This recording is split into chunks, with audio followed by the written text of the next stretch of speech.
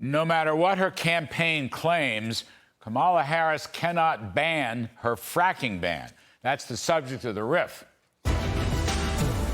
Over the weekend, a spokesperson for Kamala Harris attacked Donald Trump over his criticism that Ms. Harris supports a ban on fracking.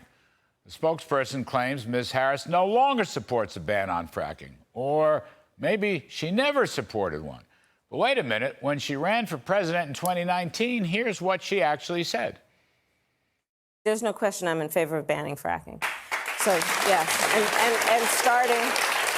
and starting with what we can do on day one around public lands, right?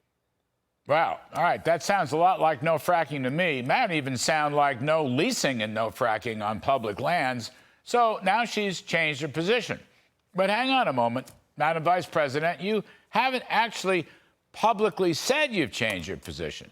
Spokespersons don't count. You guys say it. Now, whether this is literally true about a fracking ban or just supporting the Biden-Harris administration, which killed the Keystone XL pipeline, and in fact stopped fracking in Anwar, or stopped fracking in the Alaska National Petroleum Reserve, or a greatly scaled back offshore drilling in the Gulf of Mexico. All those policies might as well be a ban on fracking. Kind of the same difference, isn't it? I don't mean to be personal, Madam Vice President. This is a policy issue.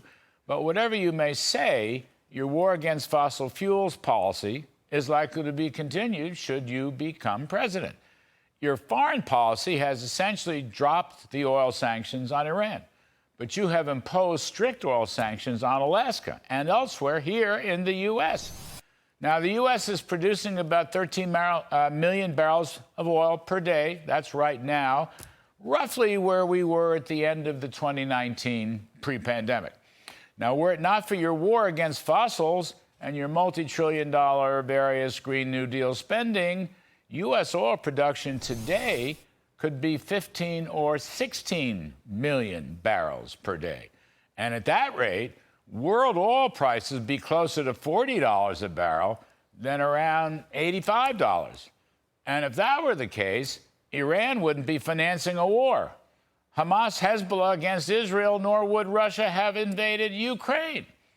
And if that weren't the case, gasoline prices would be closer to $2 a gallon instead of $3.50. And if that were the case, then the cumulative rise of inflation during your term would have been closer to 10% instead of 20%.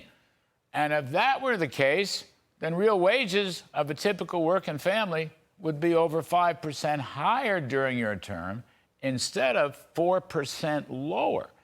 And if that were the case, then there would be no affordability crisis. So you see, madam, even though you may not be in favor of a ban on fracking, where such a ban dots every I and crosses every T, stops every oil rig, cancels every oil lease, postpones every investment, halts every single gas-powered car, I'd say you come pretty close to that aforementioned fracking ban.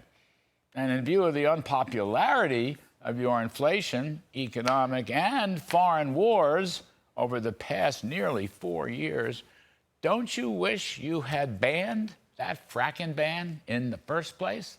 And that's the riff.